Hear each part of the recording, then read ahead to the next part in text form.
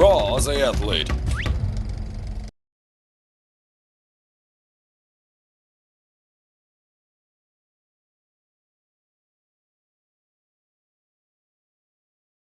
Hey, this is Grant Campbell from rawausieathlete.com. I'm here with Marielle, who has an amazing story. I've never heard a story quite like it.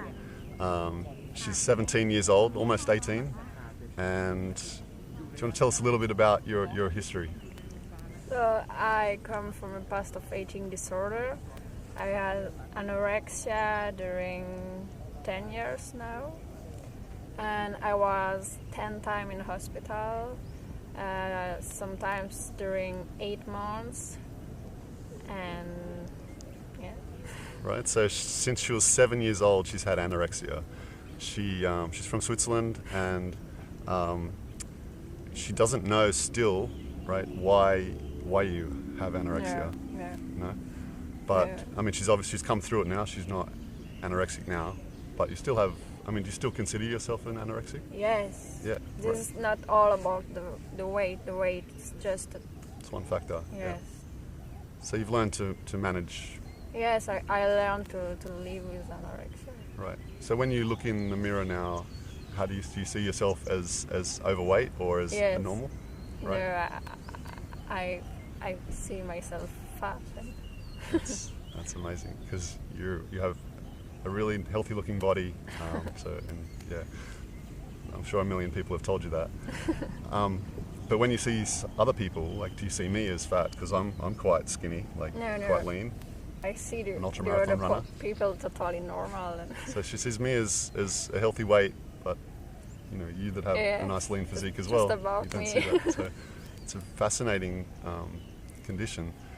Do you have any insights into what causes anorexia? Some people think it's like maybe they didn't have their needs met as children. Maybe they have some mental condition. Maybe they have.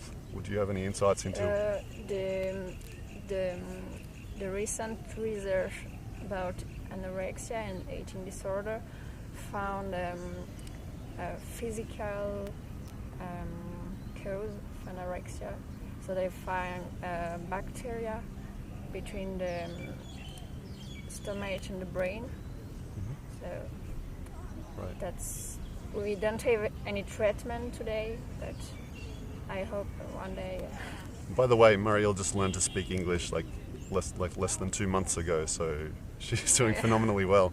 But so basically, the latest research showed that she's looked into shows that between your intestines and your brain, there's something different, some chemistry that's different in people that have anorexia. So so it's that's probably why it comes up as something that they can't really explain.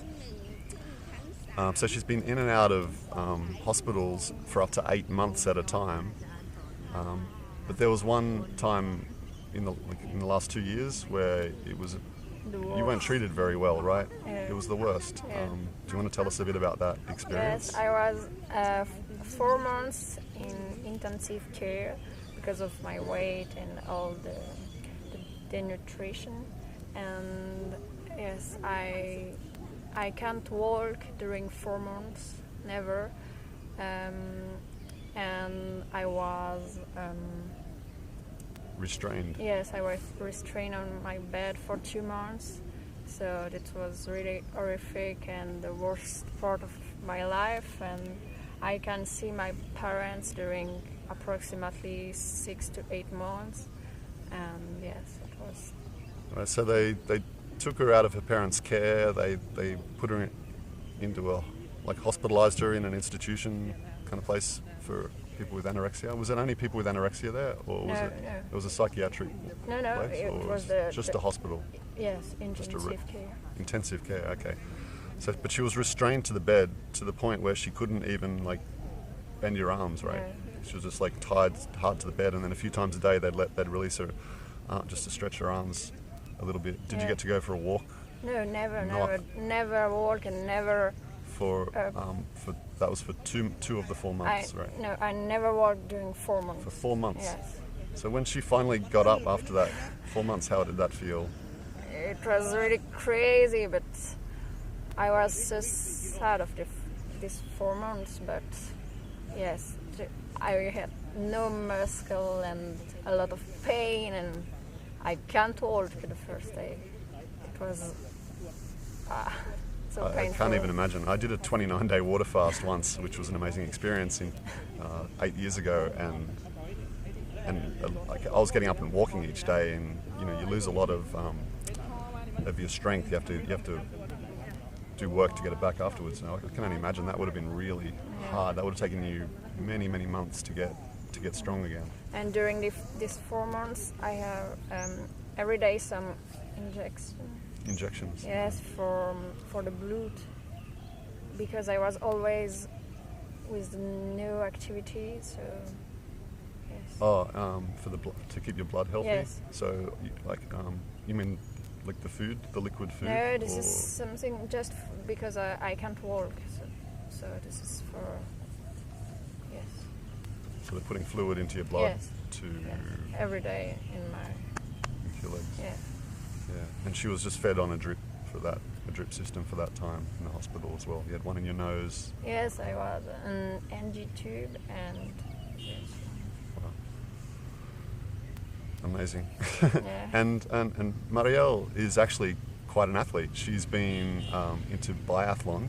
Yeah. Do you want to explain what a biathlon is? This is cross-country skiing and shooting. Cross-country skiing and shooting. This is like cross-country skiing, so you're on two skis going up and down through trails, cross-country trails on snow, and then you're shooting while you're moving, or do you stop and shoot? I stop and shoot. Stop and shoot, right? And you're shooting with like a big gun or a pistol, or no, this is big one. like kind of like a rifle or something. Yes. Yeah. And what do you shoot at? What are you shooting? This is 5 rifle. Targets? Yes. So just little round targets? Yes. And do they break when you hit them? Or that's... Or they fall over? Yes. Okay. So she's cross-country skiing, she's exhausted, and then you've got to try to have your fine motor skills shoot the targets. It's a pretty interesting sport. She's been doing that since you were 10? Yes. Since she was 10 years old, so 7 years she's been doing that. Obviously that got interrupted when she was put in hospitals, but she's very passionate about that sport, and so that's really cool to see.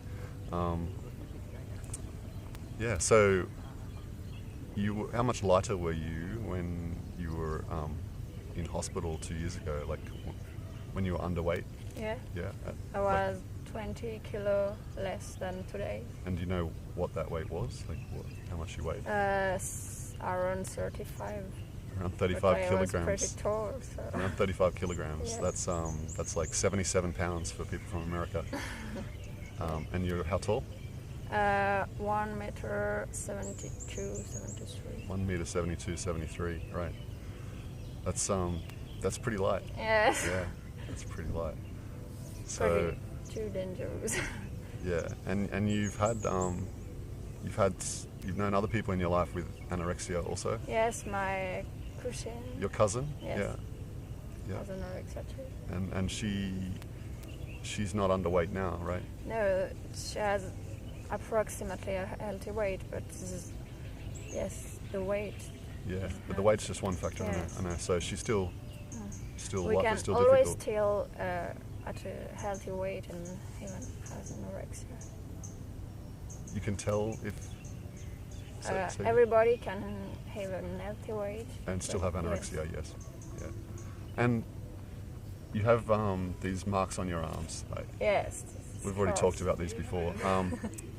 By the way, I really appreciate how your confidence and your ability to tell your story, because it's such a powerful story. Yeah. You're obviously you have a lot of courage, and I really appreciate that. So, but what's the story behind these cuts? I spent 4 months in intensive care, and after that I was transferred in the Psychiatric hospital, and so I start to open my skin, just because we need to go in another hospital to have them stitched. Yes. Yeah. And so sometimes they have not enough personnel, so they call my parents to go with me. Right. So I can see my parents during something like 4 hours in the hospital. So Right, so basically, she's locked up in hospital, restrained to the beds. This is after you're not restrained anymore, no, this or is during that time. And she would just find any sharp object she could, and just cut her arm quickly. yes, And then you would be in pain, right? yes, Yeah, because she didn't want to cut herself, but she did it just so her parents could visit, because she hadn't seen her parents for months, Yeah. and this was one way because they didn't have enough personnel, enough staff at the hospital to take her to the psychiatric, to the other, yeah, to get the stitches Yeah. put in. So she cut herself over and over again, like one at a time, yeah, maybe like 20 times or something, yeah, from the tops and the bottoms. yeah, Just totally to see her parents. Like, this Yeah. is insane. Her story's been talked about as, definitely like unjust treatment by the hospitals. And she was in a documentary, and she's been on the news in Switzerland, yes, telling her story. And she's actually written a biography, an autobiography, yeah, her own story about all of this experience. That's going to be published in French. yes. In But Switzerland. maybe one day in English. Maybe one day in English. I look forward to reading it when it is. Yeah. Do you have any other parts to your story that you'd like to tell? Is there any? So they restrained me during 2 months, and the 2 other months I have a lot of medication. Right, they drugged you out Yeah. to just keep you sleeping and just keep you pacified. Yeah. Yeah. So that's just crazy. Like, they basically just took over her life and didn't let her have any freedom, any choice, didn't treat her like a person. You had no rights, no freedom, No. nothing. They just Yeah. they locked you up, they drugged you, My they restrained pa- you, yeah. then they drugged you. My parents too. Yeah. Your parents were powerless, right? No. They- Yeah, totally. How did your parents feel about this? Did you when This you saw was them? terrific, and they stopped to work, and yeah. Horrific, yeah. Yeah. They stopped working. Yeah, my mom need to stop working during this time, and another time now she stopped working because all the past, and it's really difficult. So The past is really difficult. Yeah. Wow. So she's still traumatized by it now. yes, just by this hospitalization. That's the crazy things that happen in the world. Wow. I really appreciate you sharing your story. It's beautiful. I love happy endings. Look at beautiful, healthy, Yeah.